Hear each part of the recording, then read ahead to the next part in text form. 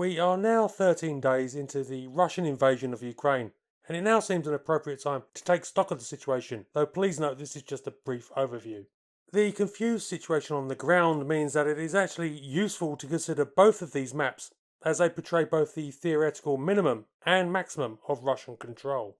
But we can also see the general progress and short-term intentions of the invasion force and how the Ukrainians are seeking to counter Russian moves. Russian troops in southern Ukraine continue to divide their efforts between attacks westward towards Mykolaiv and Odessa, attacks northwards towards Zaporizhia, and attacks eastward towards Mariupol and Donbass. Though there has been a distinct lack of focus on any single line of advance in the south, the Russians are taking ground gradually there. Russian troops in the vicinity of Kherson also appear to be attempting to bypass Mykolaiv, probably intending to encircle the city and continue their drive on Odessa. Should an attack on Odessa take place, it will likely be supported by an amphibious invasion from the fleet the Russians currently have just offshore. It is uncertain if the drive north from the southern front will head directly for Zaporizhia, as taking that city would be a substantial undertaking. It seems more likely that they wish to apply pressure to the city, forcing the Ukrainians to concentrate forces for the defence and impeding their ability to interfere with the continued reduction of Mariupol. Once this city falls, the combined southern forces will be free to head inland.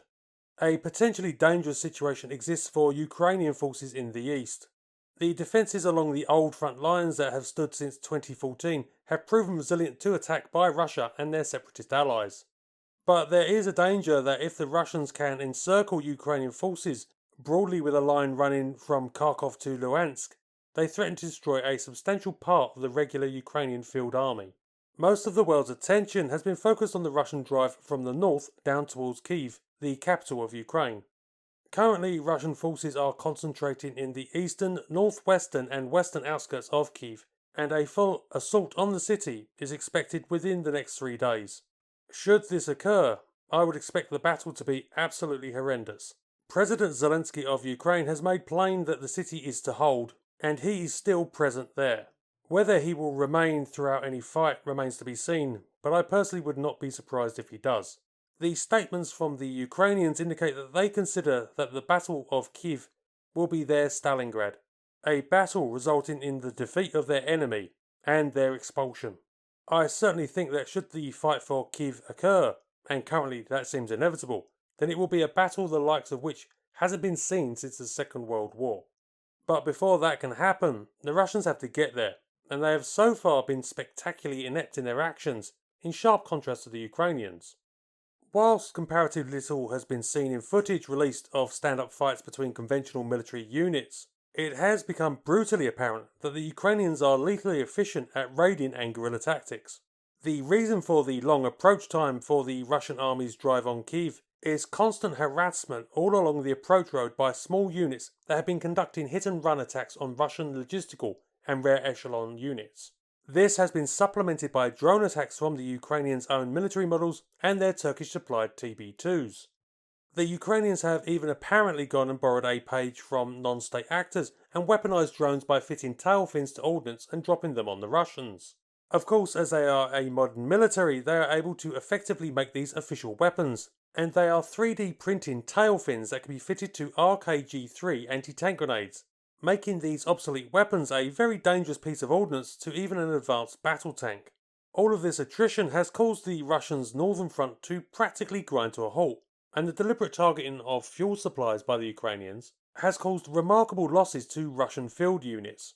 The current best estimate at the time of this video going live is that the Russians have lost 145 main battle tanks, including several of their latest T-90s, 132 infantry fighting vehicles, and hundreds of other combat vehicles. They have also lost at least 11 aircraft and 8 helicopters confirmed destroyed. Ukrainian losses are far more nebulous, but they have lost at least 46 tanks and 8 aircraft. And it is important to point out, these losses are only the ones that open source intelligence sources have confirmed. The numbers are almost certainly much higher. Certainly the collapse of the Russian logistics train and subsequently the morale of many Russian troops has led to some bizarre footage. Ukrainian farmers have been recorded so often recovering Russian armoured vehicles that have been abandoned, it has become a meme. And the abandonment of equipment has seen high value units just left lying around unattended. This example of 4 Tunguska's anti-aircraft vehicles is a great example. Discovered by Ukrainians with the crews absent, they set fire to them so they could not be recovered by the Russians. These things go for something like $16 million each. Key to the Russians' problems are their technical failings, especially in communications and navigation equipment. We have seen some extraordinary examples of this. Today, the news broke that General Gerasimov, Chief of Staff of the 41st Army, had been killed by Ukrainians, the third Russian general, incidentally, to be killed in the conflict so far. We know this because the information was openly discussed on a civilian cell phone between senior officers. And they did this because the Russian army's encrypted communication equipment, even that issued to high-level and elite units, doesn't seem to work. Multiple pictures show Russian troops using commercially available radios. It is even at the point that ham radio operators all over Europe are listening to their communications just for fun. In terms of their navigation equipment, this also seems to be failing terribly. This picture was taken in the cockpit of a Russian Su-34 strike aircraft operating in Ukraine.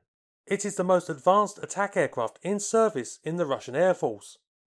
See this. That's a commercial GPS unit that has been stuck on so they can navigate. The Russian plan apparently assumed that the Ukrainians would not resist too hard, and the occupation would be a literal walkover. They have been very much disabused of that idea, and the extermination of large numbers of the elite Russian paratrooper corps in their first efforts to grab strategic points early in the campaign, as well as heavy losses suffered in helicopters and aircraft, let alone the stalling of the drive on Kiev, indicates that clearly. But Russia is a far larger country than Ukraine, and has greater reserves to call upon. Footage shot in Russia itself recently indicates that more of these reserves are being called up. Substantial amounts of older Soviet-era equipment is being mustered, and, bizarrely, it seems that civilian vehicles are also being procured to be thrown into the continuing offensive.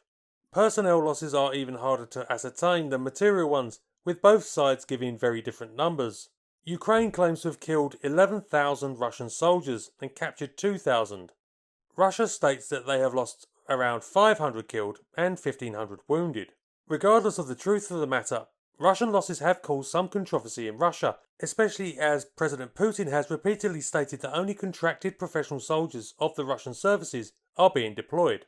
Countering that, Senator Lyudmila Narazova of the Duma, the Russian parliament, stated that she knew that, quote, conscripts who were forced to sign a contract or had it signed for them were withdrawn from the war zone in Ukraine, but from a company of 100 men, only 4 were left alive. End quote. Whatever the truth of the matter, the losses are serious enough that the Russians, according to US officials, are in the process of recruiting Syrian mercenaries. These soldiers have years of experience in the brutal city fighting of the civil war in their home country, and their expertise and expendability will be valued if the Ukrainians do fight for every major urban area.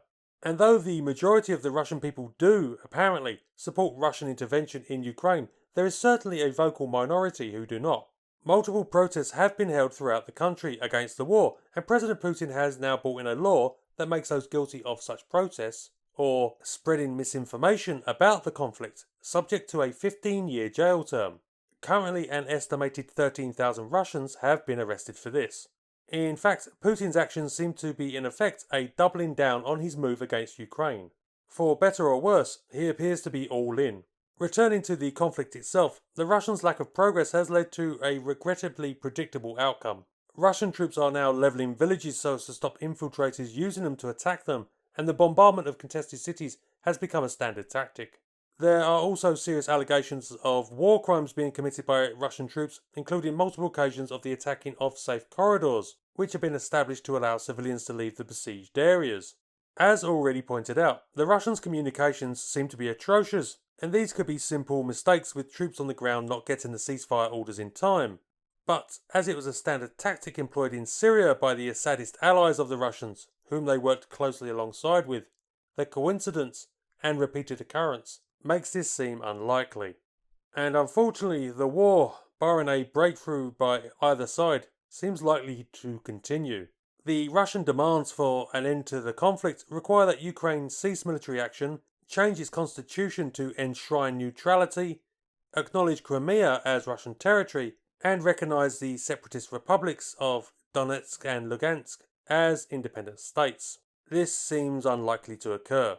Both the Ukrainian government and people seem determined to fight, apparently none too confident in Russian promises.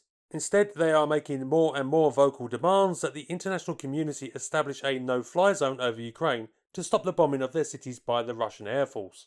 This, I personally believe, will never occur. To establish an effective no-fly zone would mean directly pitting European aircraft, likely NATO, against their Russian counterparts. In effect, the start of an actual Russia-NATO war. President Putin has already made multiple threats against European nations concerning their support for Ukraine, and maintaining the pretense that there isn't a major intervention ongoing against the invasion is too important. Instead, support is continuing in the form of supplying defensive weapons such as anti-tank rockets and missiles and man-portable air defense systems. And the numbers being provided are extremely large. An estimated 17,000 anti-tank munitions and 2,000 Stinger anti-aircraft missiles have been supplied to the Ukrainians so far. In addition, foreign volunteers have flocked to join the Ukrainian army. Again, numbers are uncertain, but the Ukrainians said last week that 14,000 had been recruited to fight, while today I saw one admittedly unconfirmed figure that the number was now 40,000. With the failure to establish a no-fly zone, talk continues to revolve around if MiG fighters in service with European nations can be given to the Ukrainians for them to continue flying. Currently, all possible donors have discounted the idea. And as the war rages on, the real suffering is borne by the Ukrainian people. To date, an estimated 2 million people have fled the country. As the war continues to grow, and it gives every indication that it's going to, many more are liable to join them. With all that said, I would hope that any government not doing its utmost to at least assist in this crisis review their procedures and make sure that they are not just doing their minimum legal duty, but actually doing as much as they possibly can to mitigate this disaster.